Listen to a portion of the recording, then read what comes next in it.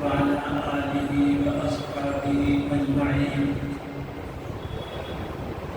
عن أبي هريرة رضي الله عنه قال قال رسول الله صلى الله عليه وسلم إذا دخل رمضان فتحت أبواب الجنة وغلقت أبواب جهنم وسلسلت الشياطين وفي رواية أبواب الرحمة أو كما قال عليه الصلاة والسلام. بھائیو، اس وقت مدرسے مسجد کی کمیٹی یا انتظامیہ کی جانب سے جو وقت مقرر کیا گیا ہے بات کرنے کے لیے وہ 15 سے لے کر 20 منٹ ہے. یہ اچھا ہے، مناسب ہے. روز آپ سب حضرات راتوں کے جاگے بھی ہوتے ہیں، پھر آخر میں سحری کھاتے ہیں. دونوں کا تقاضا یہ ہے کہ فجر کے بعد جلد سے جلد سویا جائے. سونا بھی ضروری ہے. آدمی اگر نہ سوئے ہاتھ پیر میں بھی کام کرنے کی طاقت نہیں رہتی، دل دماغ بھی جواب دے جاتے ہیں.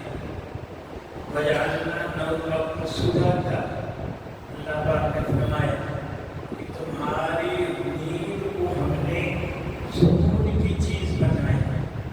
یعنی نیند کی وجہ سے تمہارے دل و دماغ میں سکون آ جاتا ہے.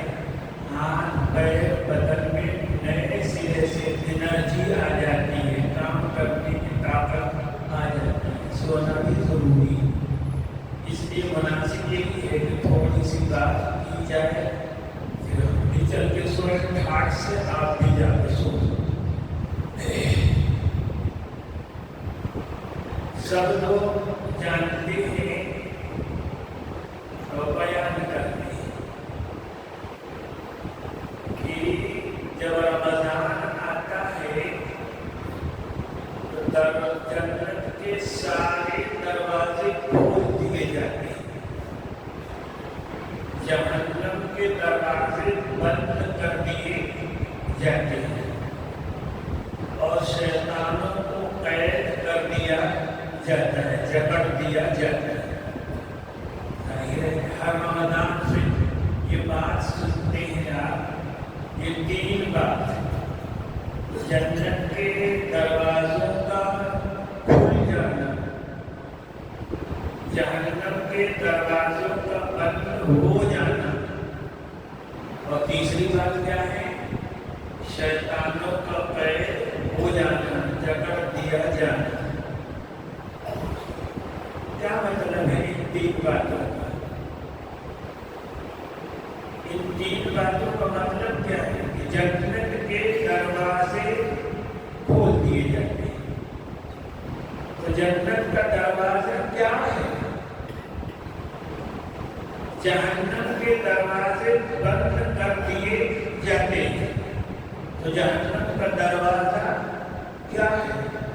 ان چیزوں کو جنت کا دروازہ کہا جا رہا ہے اور کن چیزوں کو جہنم کا دروازہ کہا جا رہا ہے. اور پھر شیطانوں کے جکڑنے کا کیا مطلب ہے؟ اتنا تو سب جانتے ہیں کہ جنت کے دروازے کھل گئے، جہنم کے دروازے بند کر دیے گئے. آگے چل کے بیان کرتے ہیں کہ رمضان میں جو بھی مرے گا وہ جنت ہی میں جائے گا.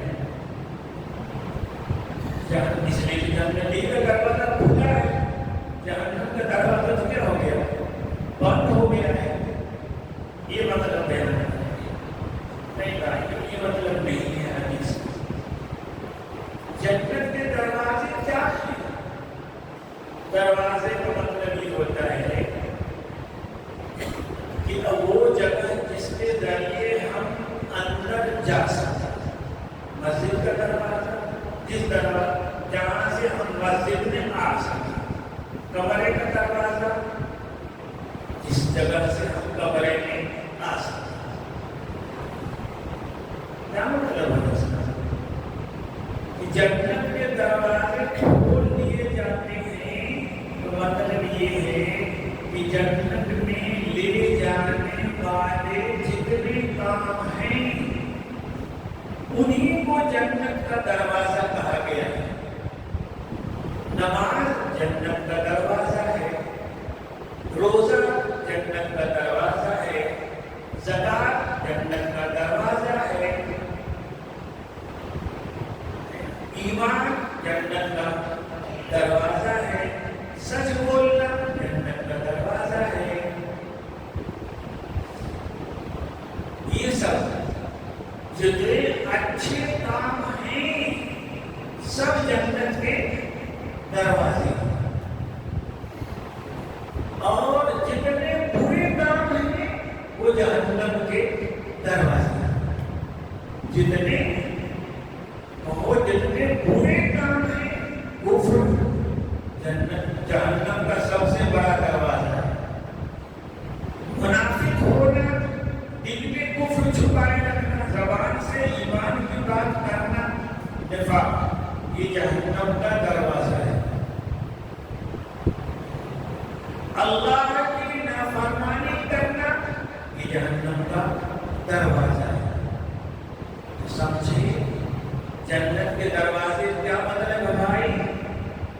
جتنے اچھے کام ہیں وہ سب جنت کے دروازے، جتنے برے کام ہیں وہ جہنم میں لے جانے والے ہیں، جہنم کے دروازے. اب سمجھو دوسری بات کہ جنت کا دروازہ کھول دیا گیا یعنی اچھے کاموں کو آسان بنا دیا گیا. نماز پڑھنا رمضان میں آسان تھا، روزہ رکھنا رمضان میں آسان تھا، تراویح پڑھنا رمضان میں آسان تھا. جتنے اچھے کام ہیں، قرآن کی تلاوت کرنا آسان ہے. کیا سمجھے؟ اچھے کاموں کو اللہ پاک آسان کر دیتے. کوئی کرنا چاہے زیادہ سے زیادہ اچھے کام کر سکتا ہے.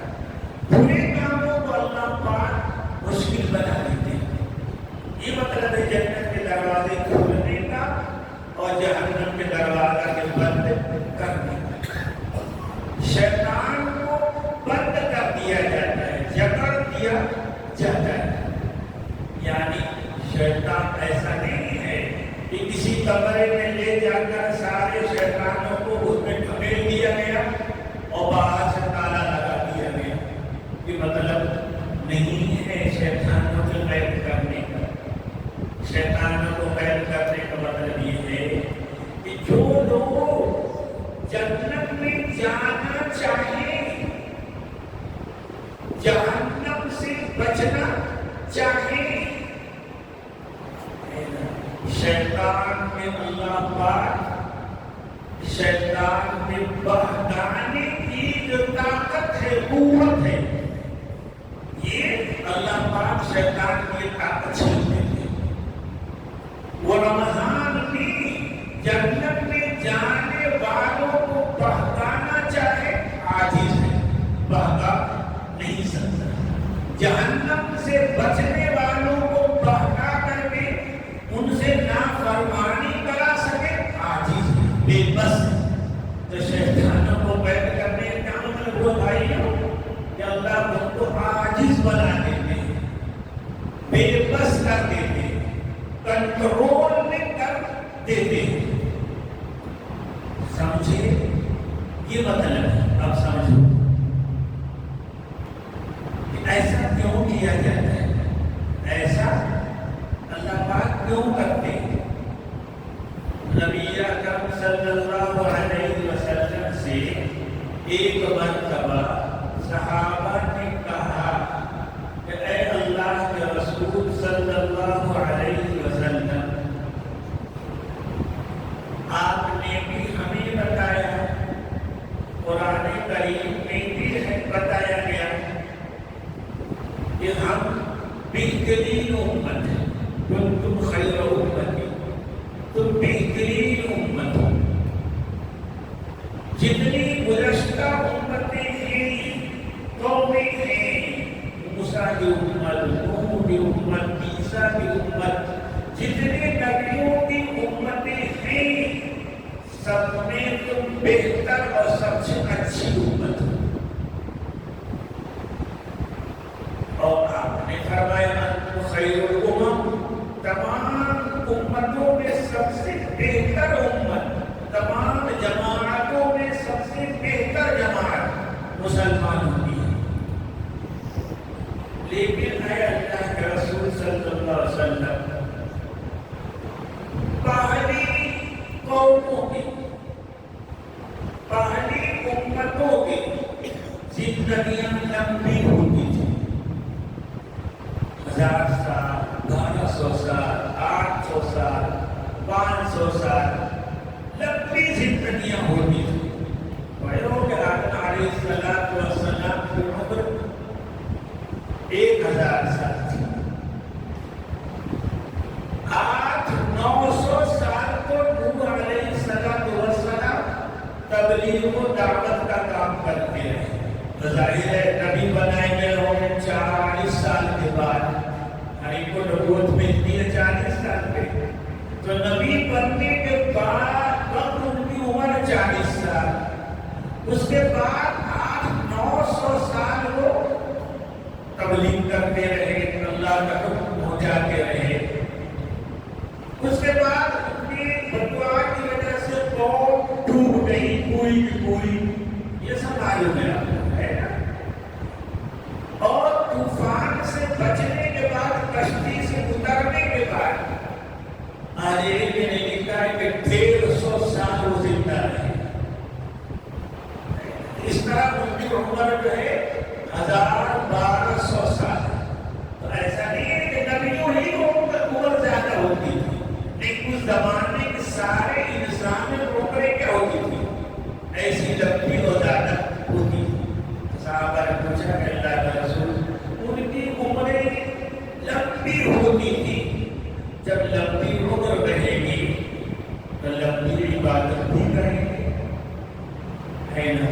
500 سال تک زندہ رہیں گے، 500 سال نماز پڑھتے رہیں گے، اس میں جو روزے ہوں گے وہ رکھیں گے، جتنے اچھے کام ہوں گے اتنی لمبی عمر ہوگی، اتنے اچھے کام زیادہ ہوں گے۔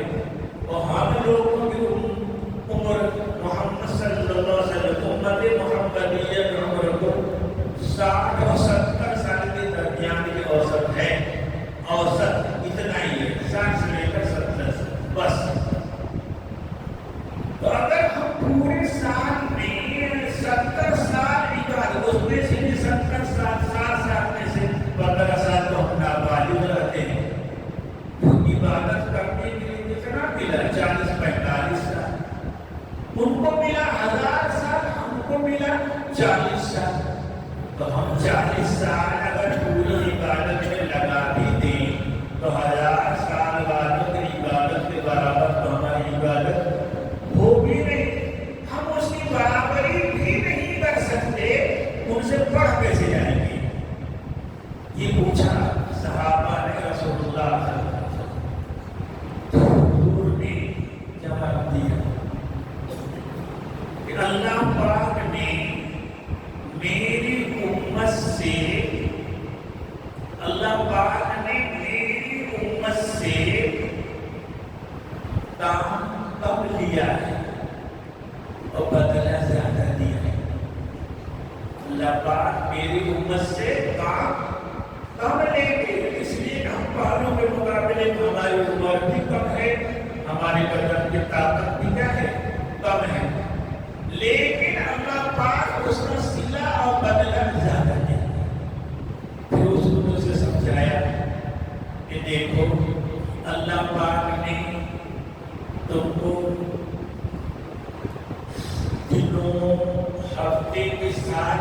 میں ایک جمعہ دیا ہے جو سیدُ الایام سارے دنوں میں سب سے بہتر دن ہے.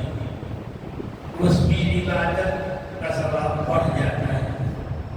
ایک جمعہ پڑھے آدمی دوسرے جمعہ دو جمعہ کے درمیان جتنی غلطیاں اور گناہ ہوتی ہیں دوسرا جمعہ ان کا کفارہ بن جاتا ہے, گناہ مٹ جاتا ہے. ایک نماز دوسری نماز کے درمیان ہونے والے گناہوں کے لیے کفارہ بن جاتی ہے. یہ بات امت محمدیہ کی ہے. ہم نے فجر کی نماز پڑھی پھر ظہر کی نماز پڑھی تو ہماری فجر کی نماز عشاء سے لے کر فجر تک ہونے والے تمام غلطیوں کا کفارہ ہے.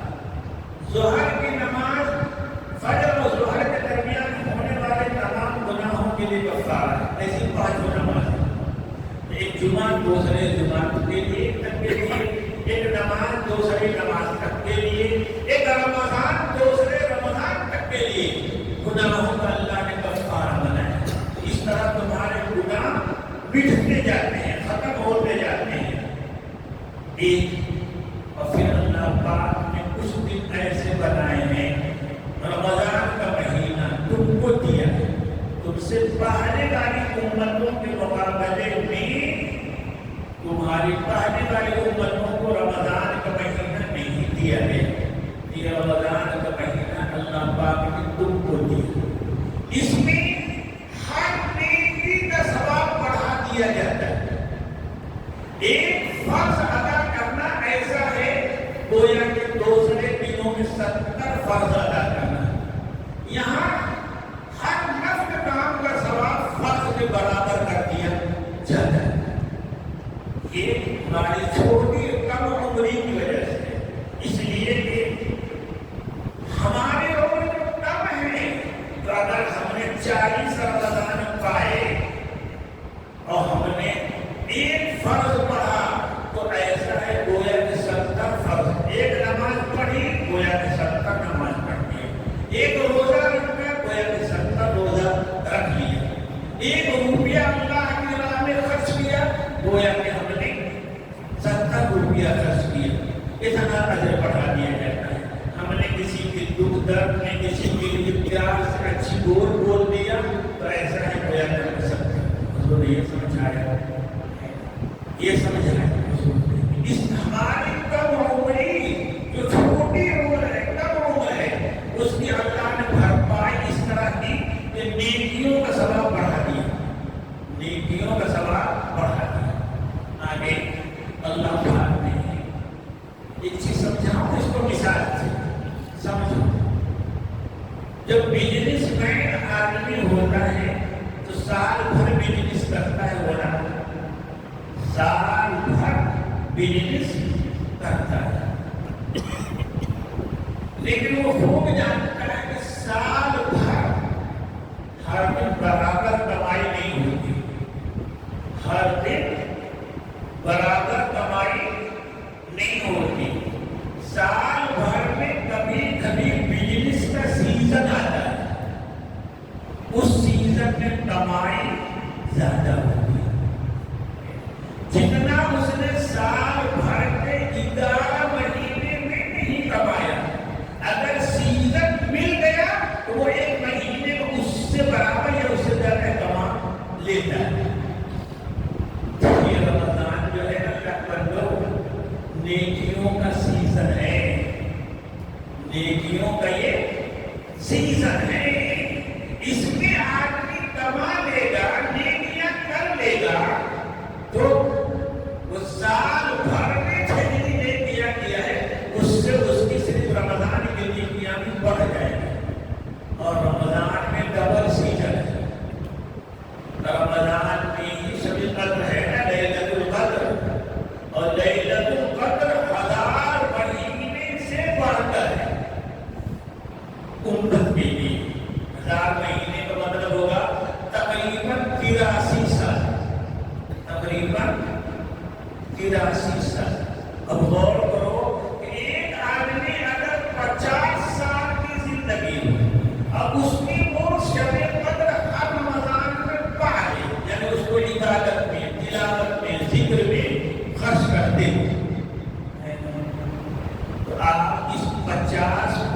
80 سے زیادہ تو ہے نا، تقریباً 4000 سال ہو گئے. تو اللہ پاک نے ہماری عمریں دوسروں کے مقابلے کم تھی، اس لیے اللہ پاک نے ہمیں نیکیوں میں 2 سیزن دیے، ڈبل سیزن دیے ہے نا، تاکہ اس میں ہم نیکیاں کمائیں. جب اتنی نیکیاں کمائیں گے تو جنت کے دروازے کھل جائیں گے، جہنم کے دروازے کیا ہو جائیں گے؟ بند ہو جائیں گے. بھائی یہ مطلب ہے حدیث کا. رمضان بہترین چیز ہے، اس میں ہم اگر کوئی بری عادت ہے ہمارے اندر اور ہم فرشتے نہیں، نبی نہیں ہیں، ہم سے گناہ ہوگا، ہم سے گناہ ہوگا، غلطی ہوگی. بھائیو کل بنی آدم خطا ہو، ہر انسان سے غلطی ہوتی ہے، ہر انسان سے گناہ ہوتا ہے، نبیوں کو چھوڑ کر کے نبی سے گناہ نہیں ہوتا. تو ہم سب گناہگار ہیں. تو رمضان بہترین چیز ہے. اگر کسی گناہ کی عادت ہے، اب رمضان میں اپنی طبیعت کے باہر ڈال کر کے اس گناہ کو چھوڑ، پورے رمضان چھوڑ. کوئی بری عادت ہے چھوڑ، پھر اللہ پاک اس رمضان کی برکت سے سال بھر کے لیے اس گناہ کو چھڑوا دیں گے، سال بھر کے لیے اس بری عادت سے بچا لیں گے. یہ ہے رمضان. اس میں آدمی اچھائیوں کی عادت ڈالے، برائیوں سے اپنے آپ کو بچائے، بری عادت. اب غور کرو گے نا تو 10 لوگ دیکھو گے کہ بری عادت ہے ہمارے، بات بات پہ غصہ کرنا. ایک آدمی ہوتا ہے بڑا اخلاق والا ہوتا ہے نا، سب لوگوں سے خاص بول کر ملتا ہے، اچھی بات ہے. لیکن گھر میں جائے گا بیوی بچے سب ڈوب جائیں گے ڈر کے مارے. کیوں؟ ارے ابا آئے ہیں، کوئی شیر گالو چیتا تو نہیں آ گیا، بچے تم سے ڈر کر بھاگ کیوں رہے ہیں، بیوی تم سے بھاگ کیوں رہی ہے؟ اس لیے کہ بچوں کے ساتھ بیوی کے ساتھ تمہارا برتاؤ اچھا ہے.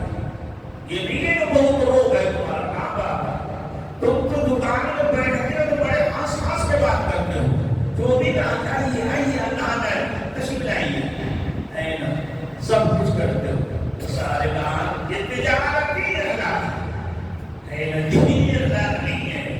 سمجھ میں آئے گا. اور بیوی گھر میں گئے تو سارے لوگ ڈر کے مارے کاپنے لگے. میں یہ سمجھا رہا تھا کہ ہم میں سے بہت سے لوگ ہیں جن کو بری عادت ہے.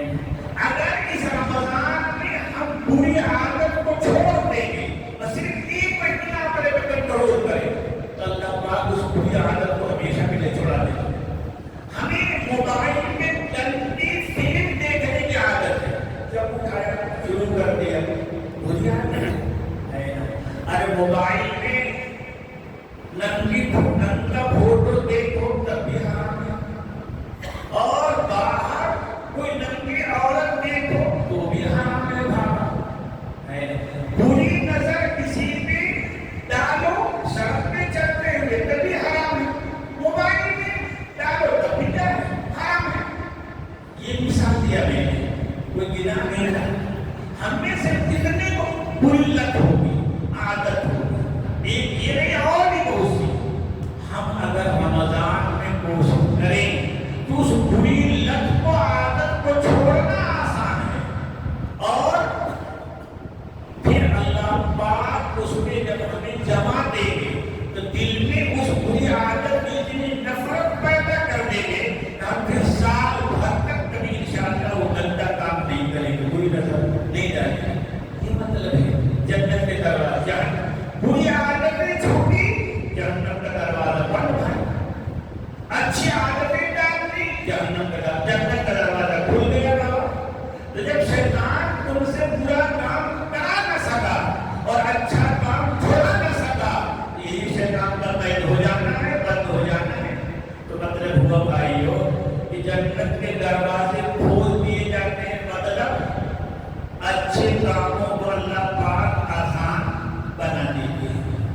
جہنم کے دروازے بند کر دیے جاتے ہیں، برے کاموں کو، برے عادتوں کو اللہ پاک چھوڑا دیتے ہیں۔ جو چھوڑنا چاہے، جو جنت میں جانا نہ چاہے، جنت کا دروازہ اس کے لیے کھولا جائے گا۔ کافر جو جنت میں جانا ہی نہیں چاہتا ہے نا، فاسق فاجر مسلمان جو جنت میں جانا ہی نہیں چاہتا، اس کے لیے جنت کا دروازہ نہیں کھلا ہے۔ جو جہنم سے بچنا چاہے اس کے لیے جہنم کا دروازہ بند ہے۔ جو جہنم سے بچنا ہی نہ چاہے ان کے لیے جہنم کا دروازہ نہیں بند ہے۔ نہیں بھائیو، اسی طرح سے جو گناہوں سے بچنا چاہے، شیطان ان کے بہکانے سے عاجز ہے، اور جو گناہوں کا رسیا ہے، گناہوں میں ڈوبا ہوا ہے، اسی میں اسے مزہ آ رہا ہے۔ شیطان تمہارے لیے کھلا ہوا ہے، بند نہیں ہے۔ تو جنت کے دروازے کھلے ہیں کس کے لیے؟ جو جنت میں جانا چاہے۔ جہنم کا دروازہ بند ہے کس کے لیے؟ جو جہنم سے بچنا چاہے۔ شیطان کو قید کر دیا گیا ہے کس کے لیے؟ جو اچھائیاں کرنا چاہے، شیطان اسے روک نہیں سکتا۔ برائیوں سے بچنا چاہے، شیطان اسے برائی کرا نہیں سکتا۔ تو بھائیوں، حدیث میں آتا ہے، یا باغی الخیر اقبل، اے اچھائی کو تلاش کرنے والے، جنت کو تلاش کرنے والے، آگے بڑھ۔ کوئی رکاوٹ تیرے سامنے نہیں ہے، رکاوٹ کو میں نے قید کر دیا ہے، بند کر دیا ہے۔ یا باغی الشر اقصر، اے برائی کے رسیا، برائی کے طالب، رک جا۔ اس لیے کہ برائی میں لے جانے والا شیطان کو ہم نے جکڑ دیا ہے، اس کو عاجز کر دیا ہے۔ بھائی بات اتنے ختم کرتے ہیں، یاد رکھنے کی چیز، جنت کے دروازے کیا ہیں؟ اچھائیاں۔ بہت جنت کے دروازے کس چیز کو کہا گیا؟ اچھائیاں، ایمان کو، نماز کو، روزے کو، حج کو، زکات کو، سچ کو، خیر خواہی کو، کسی کے لیے اچھا جذبہ رکھنے کو، ان سب چیزوں کو جنت کا دروازہ کہا گیا۔ یہ سب جنت کے دروازے ہیں۔ جہنم کے دروازے کیا ہیں؟ کفر، فسق، برائی، یہ جہنم کا دروازہ ہے۔ اور ان کے کھلنے اور بند کرنے کا مطلب کیا ہے؟ کہ نیکی کے کاموں کو آسان اللہ پاک نے بنا دیا ہے، اور بند ہونے کا مطلب ہے کہ برے کاموں کو اللہ پاک نے اس دنوں میں مشکل بنا دیا ہے، ٹیڑھا بنا دیا ہے۔ جب شیطان کے قید کرنے کا کیا مطلب ہے؟ کہ شیطان نے اسے بہکانے سے روک دیا ہے، عاجز کر دیا ہے، بے بس کر دیا ہے۔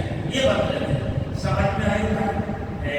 اللہ پاک ہمیں بھی رمضان کو اچھی طرح سے گزارنے کی، اس سیزن میں نیکیاں زیادہ سے زیادہ کما لینے کی، اسٹارٹ کرنے کی توفیق دے دے، اور اللہ پاک اس برائی کی، مندی کا زمانہ ہے، اس برائی کو ہمیں، ہر برائی کو ہمیں چھوڑنے کی توفیق دے۔ دیکھو بھائی، ہمارے نبی صلی اللہ علیہ وسلم اللہ کے حبیب ہیں۔ آپ کے تمام کام اللہ کو محبوب ہیں، اللہ آپ کی تمام عادتیں اللہ کو پیاری ہیں۔ ہم نبی صلی اللہ علیہ وسلم کی عادتوں کو اپنائیں گے، ان کی سیرتوں کو اپنائیں گے، تو ہم اللہ کے محبوب ہوتے جائیں گے۔ اور جتنا ہم حضور کی سنتوں سے، ان کی سیرتوں سے کٹتے جائیں گے، الگ ہوتے جائیں گے، اتنا ہی ہم اللہ سے دور ہوتے چلے جائیں گے۔ تو اللہ سے قریب ہونے کی ایک کسوٹی، اللہ سے قریب ہونے کی صرف ایک کسوٹی، وہ ہے نبی صلی اللہ علیہ وسلم کی ذات، ان کی عادتیں، ان کی سیرتیں۔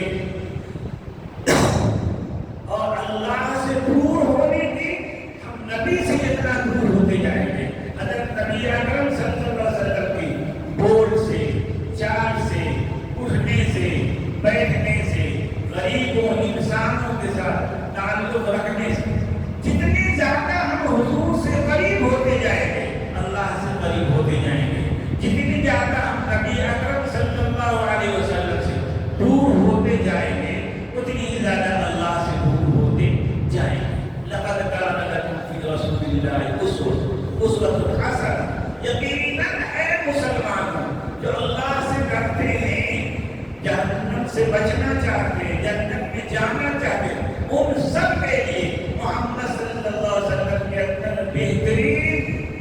نمونہ موجود ہے، وہ معیار ہے، کسوٹی ہے۔